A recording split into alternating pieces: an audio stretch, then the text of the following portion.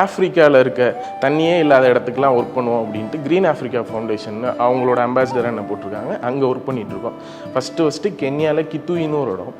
So கென்யாலாம் நீங்கள் எல்லாருமே நம்ம பார்த்துருப்போம். இப்போ ஒரு வறட்சி அப்படிங்கிறப்போ ஏதாச்சும் ஒரு ஆஃப்ரிக்கன் கண்ட்ரியோட ஃபோட்டோ எடுத்து தான் நம்ம ஒரு போஸ்டரே ரெடி பண்ணுவோம். அந்த மாதிரி தான் அந்த ஆஃப்ரிக்கன் கண்ட்ரிஸ் இருக்குது. எல்லா வளங்களுமே இருக்குது. பட் அது வேறு மாதிரி அங்கே பாலிடிக்ஸ் போயிட்டு இருக்கிறதுனால அதை அவங்க சரியாக பண்ண முடியலை. அங்கே நான் கித்துயின்னு ஒரு இடத்துக்கு போகிறேன். அங்கே போய் பார்க்குறேன், அவங்களுக்கு மழையெல்லாம் நல்லா பெய்யுது.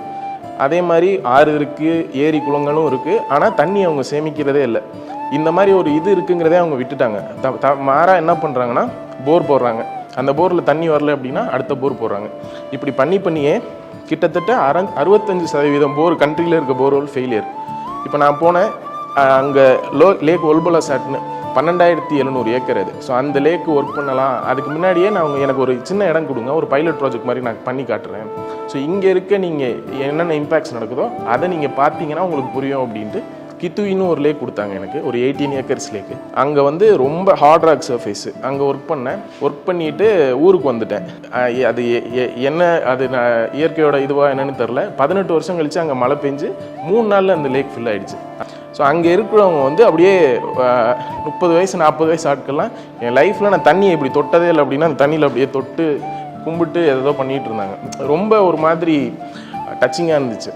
நான் இதுக்கு முன்னாடி நான் ரிசைன் பண்ணப்போ நான் சரியான டெசிஷனா அது இதுதான் பிளானா அப்படின்லாம் எனக்கு தெரியவே தெரியாது. ஏதோ ஒரு மைண்டில் எடுத்துட்டேன். பட் நான் ஃபீல் பண்ணுறது என்ன அப்படின்னா நம்ம கரெக்டான டெசிஷன் தான் எடுத்திருக்கோம். நிறையா விஷயம் நம்மளால் நடக்குது அப்படிங்கிறது ஒரு சந்தோஷத்தை கொடுக்கும். நான் யூஸ்வலாக எந்த ஒர்க் பண்ணாலும் பிஃபோர் ஆஃப்டர் அப்படின்னு டாக்குமெண்டேஷன் பண்ணுவேன். ஏன்னா வந்து இப்போ நான் போயிட்டு ஒரு 1 or 2 hours பேசினாலும் புரியாத விஷயம் ஒரே ஒரு பிக்சர் காட்டினா புரிஞ்சிடும். ஸோ அந்த மாதிரி ஒரு இடத்த வந்து டாக்குமெண்ட் பண்ணுறதுக்கு கொஞ்சம் டைம் விட்டுட்டேன். 6 months அப்புறம் அவங்க போகிறேன். அங்கே போகிறப்ப ஒரு தாத்தா வந்து என்னை பார்த்துட்டு வந்துட்டு எங்கே போன நீ, நான் உன்னை கண்டுபிடிக்க அவ்வளோ ட்ரை பண்ணேன் அப்படின்னா நான் சொன்னேன் இங்கே தான் தாத்தா இருந்தேன் அப்படின்னா. சரி இங்கேயே நில்லு அப்படின்ட்டு நானே என் கூட ஒரு பையனும் இருந்தான். தாத்தா போயிட்டு கொஞ்சம் நேரம் கழிச்சு வந்தார். வர்றப்போ ஒரு பையில் ஒரு பை, என்ன தாத்தா இது அப்படின்னா இப்படி சொல்லிட்டு அந்த பையன் வந்து அந்த பையன்கிட்ட கொடுத்துட்டு அதுலேருந்து ஒரு பிளேட் எடுத்தார். அந்த பிளேட்டை என் கையில் கொடுத்துட்டு அதில் கொட்டுறாரு நெல். என்ன தாத்தா இது அப்படின்னு நான் கேட்டேன். அப்போ சொல்கிறாரு, எனக்கு வந்து 78 வயசு, ரொம்ப பெரிய விவசாயம் பண்ணிகிட்டு இருக்கோம் குடும்பம். இப்போ இந்த ஊரில் தண்ணி பிரச்சனை இருக்கிறதுனால எங்களால் விவசாயமே பண்ண முடியலை. ரொம்ப தூரத்தில் ஊரில் போயிட்டு குத்தகைக்கு எடுத்து தான் பார்த்துட்டு இருந்தோம்.